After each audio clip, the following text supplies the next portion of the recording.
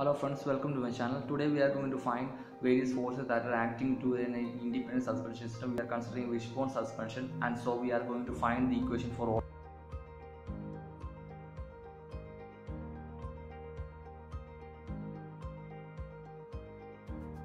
AC, which is the stub axle. Let's find the equation of various forces acting on the links when there is a horizontal force, and you can see the horizontal force, which is cornering force, acting in the contact patch of the tire, and is designed by the letter capital F. And there is inclined force V, which is acting through the pivot C, and it is a tensile force, and it is making an angle delta with the horizontal. You can see that in here. In the previous case it was U, which was acting to the center of the wheel plane, and here you can see the compressive force in the upper wishbone, which is the link AB, and it is making an angle alpha with the horizontal. In previous case it was for vertical force it was a tensile force, but for horizontal force it is a compressive force. Don't forget to check the previous video. And the tensile force in the lower wishbone U is making an angle beta with the horizontal, and it is denoted by small letter q. Previous case it was capital Q for vertical force. And there is a spring force S, which is having an offset B, and with the point D, which is the pivot of lower wishbone with the frame of the vehicle.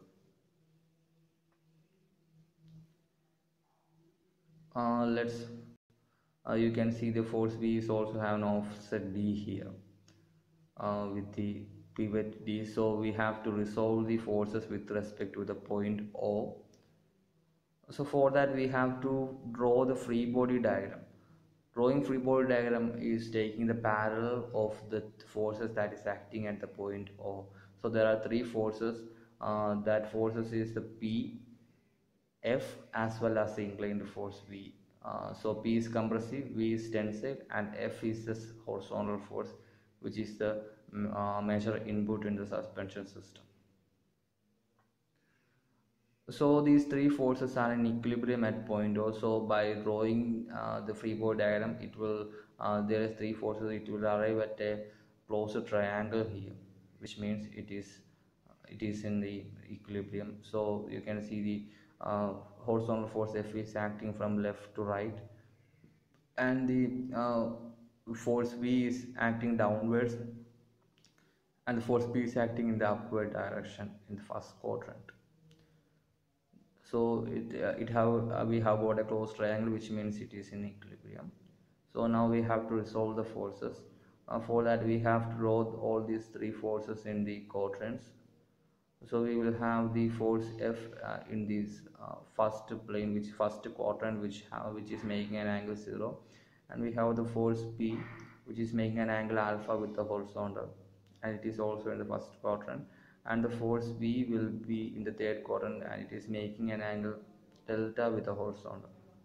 So by resolving, we will get F cos 0 minus V cos delta plus P cos alpha is equal to 0, because V is in the third quadrant. That way we have got the minus sign, and cos 0 equal to 1. So we can rewrite the force F is equal to V cos delta minus P cos alpha. Put it as equation number 1 here. So now we have to resolve the forces vertically. So we will get force F will be 0 here, because sine 0 is equal to 0, and then we have P sine alpha and minus V sine delta, because V is in the third quadrant, so it will be also have minus sign. So we can rewrite it as P sine alpha equal to V sine delta, and we can put it as equation number 2 here. From here we can find the equation for V, and it will be P sine alpha divided by sine delta. Put it as equation number 3. For getting the final equation of V, we have to find the equation for P as well, which is the compressive force in the link AB. So from equation number 1, it will become P sine alpha divided by sine delta into cos delta minus cos alpha. But cos delta by sine delta we can replace it by cot delta, because cos by sine equal to cot. So P into sine alpha cot delta minus cos alpha. So P is common, so we can write P equal to F by sine alpha cot delta minus cos alpha. So we have got the equation for P. We can substitute the equation for P in the third equation, so we will get the final equation of V here. You can see the equation of V is P sine alpha divided by sine delta. Now we have to find the equation for Q and the spring forces. So finding the equation of S, we have to take the moment with respect to the point D, which is the hinge of the lower wishbone with the frame of the vehicle. So here the spring force S is making a counterclockwise moment because it have an offset of B with the point D, and the force V have an offset of D, so it is making a clockwise moment here. So the moments are in equilibrium at point D, which means we will get by adding these two we will get a value of 0, which means these are in equilibrium. So by taking the moment with respect to D, it will be Vd minus Sp equal to 0. So we can write Vd equal to Sp. From here we can write the spring force equation as V d by P. So we have already found the equation of V, so we have to substitute it here.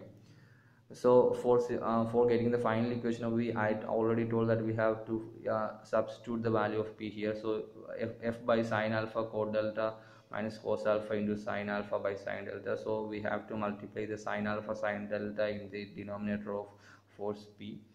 So it will be sine alpha will get cancelled and cot delta equal to cos delta divided by sine delta. So the sine delta will be also get cancelled. So there will be only cos delta there in the first side, and cos alpha divided by sine alpha will be equal to cot alpha, and this right side will have cot alpha into sine delta. So the equation of V will be here, f by cos delta minus cos alpha into sine delta. Then we have to substitute the value of V in the equation of spring force, which is V d by B. So the equation of spring force will be equal to F divided by cos delta minus cot alpha into sine delta into d by B, which are the offset made by force V as well as the spring force S. So finally we have to find the equation for Q, which is the tensile force in the wishbone. So we have to find the relation of Q with respect to V. For that we have to make the Q to pass through the horizontal line. So we have to put an angle minus beta for Q, and the angle of then the angle of V will be converted to delta minus beta when Q pass through an angle minus beta. So we can relate this to as Q equal to V cos delta minus beta. So I told you have to check the video of vertical force as well. So for that, the total force at the all links will be the sum of the forces caused by the vertical as well as the horizontal force. So there will be two forces in the upper wishbone AB and lower wishbone CD, and there will be two spring forces as well. And so the upper wishbone AB have two forces P minus P because one of the force is compressive. That's why the negative sign came from. And the lower wishbone CD also have a total of Q minus Q because one of the forces is in the opposite direction and one is tensile and one is compressive. But for the spring force, both forces act in the same direction. That's why total spring force will be the sum, which is S plus S here. And the equation for smaller q, I have already said V cos delta minus beta. So we have found the equation of V, which is F by cos delta minus cot alpha into sine delta into cos delta minus beta. So we have found the equation for all as well. Total force to the pivot C will be the sum of the both inclined force U and V. So U plus V. Hope you enjoyed my video. Don't forget to subscribe to the channel for updated video about vehicle dynamics and all the automobile technologies.